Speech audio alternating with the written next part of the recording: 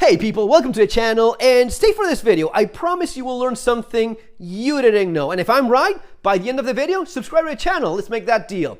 Guys, this is gonna be a video about UK legal EDC. This is something I get requested every once in a while. I recently got a request for doing a Spain legal EDC. So this is gonna be a UK legal EDC. Some advice on some of the restrictions that you have and some of the solutions you can probably find along the way. As always, if you wanna learn more about survival and preparedness, don't wait until the end of the video. Subscribe right now with the button that you have over there. You also have my books, 3 Survival Skills, Surviving the Economic Collapse, and Bugging Out and Relocating. I've been doing this for a long time. These are some of the best-selling survival and preparedness books, not only in English, but also in Spanish and in French as well. A ton of information here about self-defense, using different tools, in spite of the restrictions that we have in our different countries, and chapters dedicated to EDC that I'm sure you'll find useful. So, let's start with the basics, right? In terms of EDC, we understand that everyone has a wallet and everyone has a cell phone. My advice regarding that is have a good amount of cash with you at all times,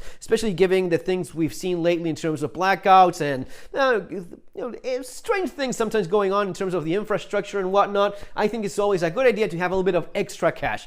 $50, $100, or whatever equivalent in your currency, I think that's always a good idea. In terms of your cell phone, just get something that is somewhat waterproof, makes sense, and put a case so as to make it a little bit more bump resistant in case it falls. I also like the app Life360. It's a great way of keeping track of your family members and loved ones. This is by far the thing I use the most in my phone. I have 3 kids and my wife and whatnot, so it's always nice to know where everyone is, and even it's practical in terms of, okay, we're meeting here, he's very close, or yeah, someone is still in the supermarket, or a kid's in school, or they're driving. It's just great to not even bother someone and just know where they are at and what you can expect. So that's in terms of those things. Keep in mind that your keys, car keys, house keys, are the thing you always have with you when leaving and out and about. I add a small flashlight to my keychain and maybe one of the tiny little Victorinox knives.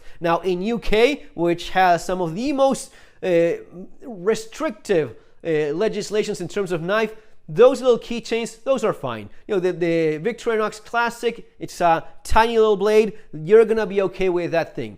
The limitations in UK are pretty clear in terms of anything that is over 3 inches or has a fixed or locking blade, that is illegal. If you wanna have a UK legal knife, it needs to be a UK legal pen knife, meaning the only option that is legal for you is a sub 3 inch non-locking blade, something like this. This is a pocket knife specifically designed to be UK legal, so it's under 3 inches.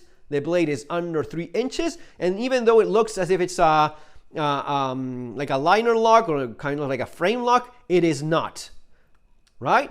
There is a model that is almost exactly like this one, but this moves beyond and it locks into place. No, this just has a little indentation, so it closes and opens, right? But it does not lock into place. There is another Boker model that does. It just drops as a liner lock or a frame lock, drops and locks it into place. This is the knife I carried in UK for a long time.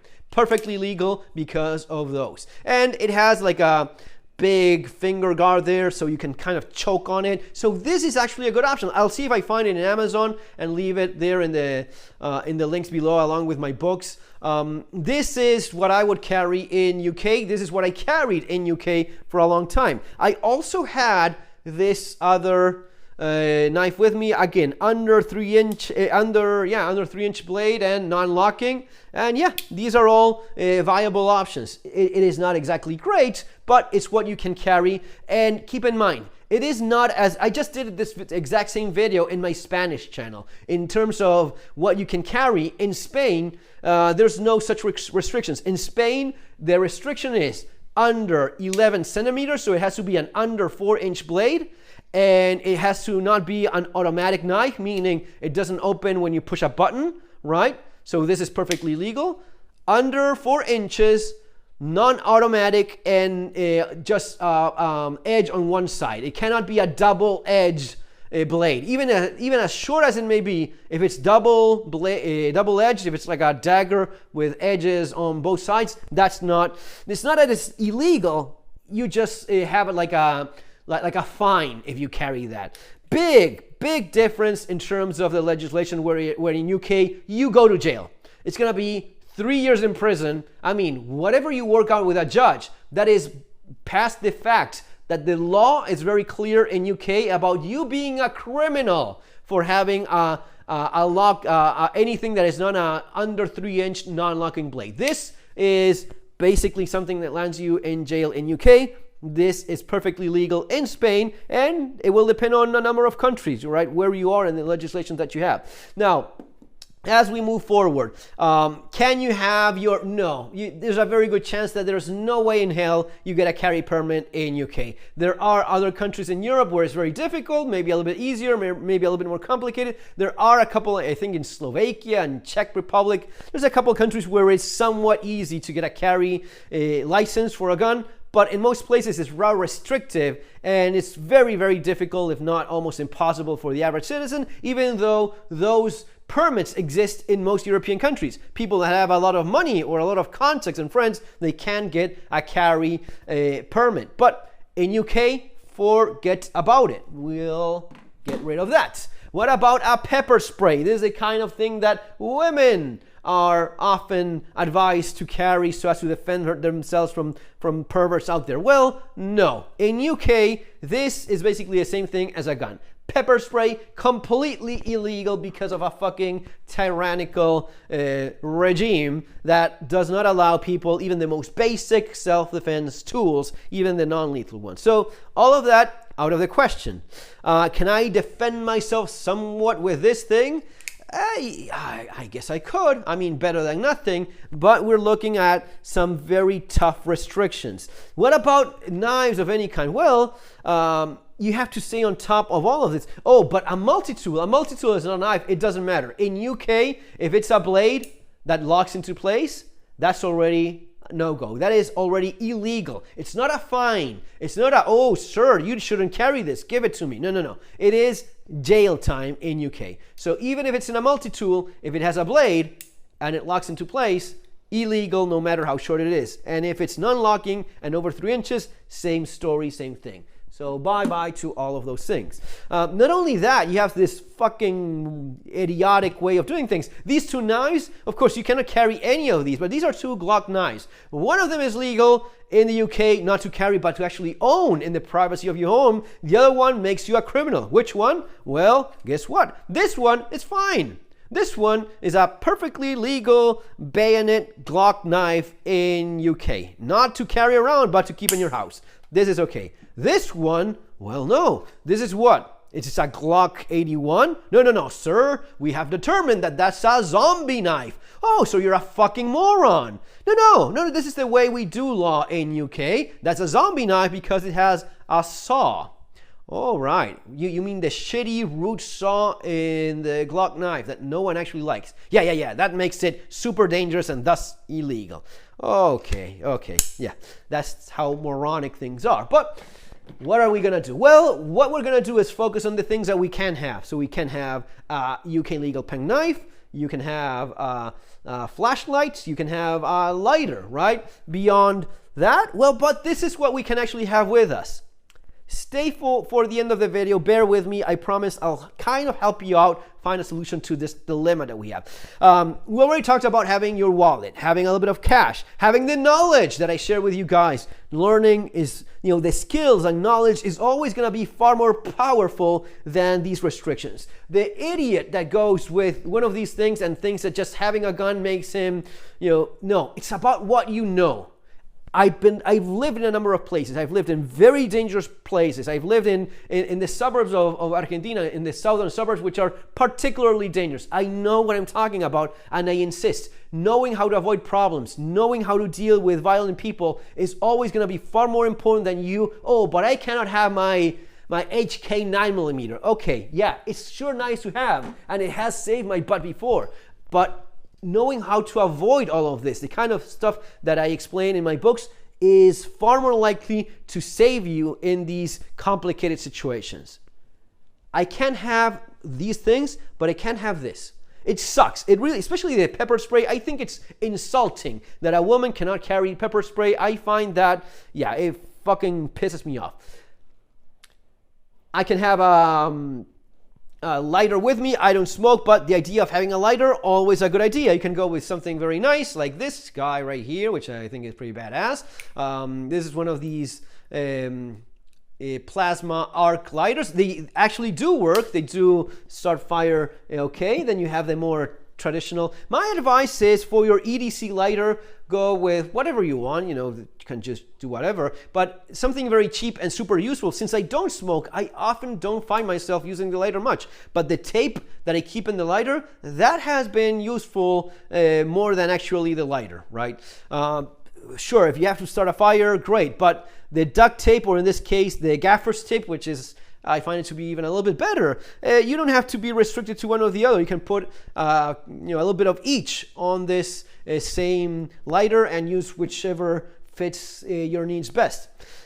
In terms of flashlights, you have a bunch of options. And I suggest going with any. I'll leave some options in the links there below in the description of the video. But really, go with something that is of a brand. Clarus, Olight, Through Night, Eagle Tech. I don't even know if this one's still in business or not. Haven't seen them in a while. Streamlight. These are all quality flashlights. You know, brands that are recognizable. I've bought plenty of shitty Chinese, no brand flashlights, and in my experience, 9 out of 10 of those, they die sooner than later, and you end up wasting money because even though it's cheap, when it doesn't work anymore, you just threw that money away. My advice is go with something that is of a good brand. Now, if I want to have something to defend myself, especially in a place like UK, maybe I go with something like this. It's going to be a little bit of a bigger flashlight. It has no blade. It has no sharp edges or anything like that.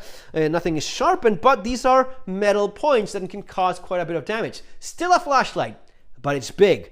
And it's quite heavy. It's titanium, but there's a lot of metal in this thing, so you can definitely use this as somewhat of an improvised blunt object to defend yourself. I will advise against going with something with super aggressive pointy edges, because especially in a place like UK, who knows what way they will find to screw you over. Something like this is simply a bigger, a bigger flashlight with a little bit of a pointy bezel. It's not a strike bezel. I would avoid going with the Surefire Defender model with Sharpie strike bezels. Anything that there's documentation that says it's a strike bezel, that kind of thing, that's the kind of thing that will be brought in front of a judge. Look, sir, he's a maniac. And you will get fucked over because of that. This is just a flashlight, and it's just a little bit bigger, a little bit heavier, and it just so happens to be a little bit pointy. There's no documentation saying that this is intended for striking anything,